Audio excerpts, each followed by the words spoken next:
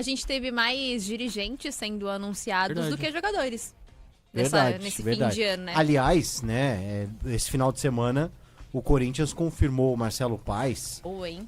E assim, é a grande contratação de um dirigente dos tempos modernos, assim, né? Porque hoje a gente tem o mercado da bola dos jogadores e o mercado da bola dos dirigentes. Sim. Então acho que é a maior, desde que a gente começou a ter essa história que dirigente também tem grife, tem os caras que e tal, esses executivos da bola, né, que falam, porque tem o dirigente estatutário, que é da política do clube, o cara vira diretor e tal. Inclusive, o Marcelo Paes, num dado momento, ele foi esse político do Fortaleza, mas ele transcendeu, virou esse cara da bola, ele virou também, ele deixou de ser presidente do Fortaleza para virar também um CEO, e a partir desse momento ele se coloca no mercado como alguém que poderia servir a outros clubes.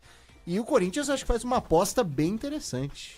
E é interessante do Marcelo Paes porque a gente conseguiu perceber o lado dele em duas facetas do futebol, né? Quando você tem um clube que não é uma SAF e quando você tem um clube que se torna uma SAF. Porque ele viveu essa transação, né, do Fortaleza. Um clube que há 10 anos estava jogando a Série C do Campeonato Brasileiro.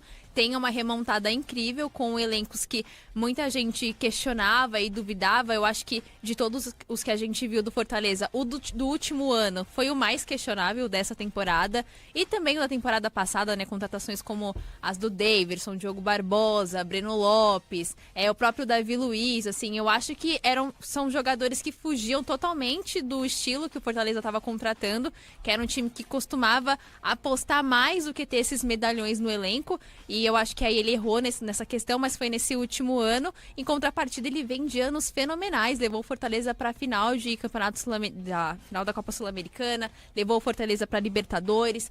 Aquele 2020 ou 2021, salvo engano, que o Fortaleza passa o primeiro turno inteiro na zona de rebaixamento. Aí tem uma remontada incrível e tira a vaga do São Paulo na Libertadores. Eu não lembro se foi 2020 ou 2021 que isso aconteceu.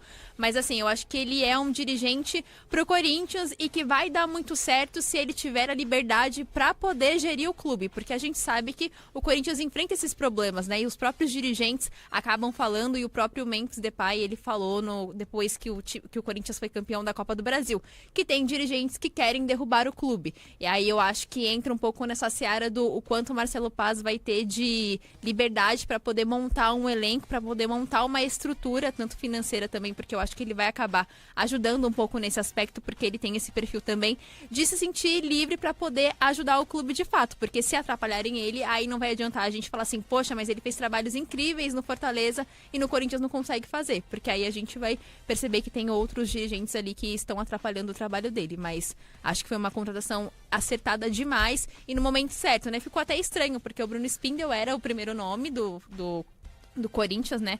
Ele que era o alvo no momento, e aí ficou aquela história de que o Corinthians não mandou o contrato e depois o Marcelo Paes ele é anunciado, mas acho que nesse jogo aí de Bruno Spindel, Cruzeiro, Marcelo Paes e Corinthians, o Corinthians fez o maior acerto, assim. E o Marcelo Paes também, né? Sim. Marcelo Paes. A gente teve outros nomes sendo cogitados, além do Bruno Spindel, do próprio Paulinho, que tá no Mirassol. Eu acho que o Paes, entre os três, ainda é o melhor nome pro Corinthians. Não sei ainda o quanto ele ajudou em outros trabalhos, mas nesses que eu vou citar, mas você comentou da participação do Fortaleza em Libertadores, mas é um Fortaleza que 10 anos atrás lutava ano após ano para tentar sair de uma Série C. E o time, quando consegue, sobe da terceira divisão para a primeira, permanece lá. Claro que nesse último ano foi uma temporada atípica, mas o Corinthians acerta bastante na contratação do Marcelo Paes para o futuro. E o Marcelo Paes acerta também na contratação dele para o Corinthians, né? Ele acerta, eu acho que é um grande nome, acho que o Cruzeiro acerta também no Bruno Spindel e acho também que o Paulinho acerta em ficar no Mirassol.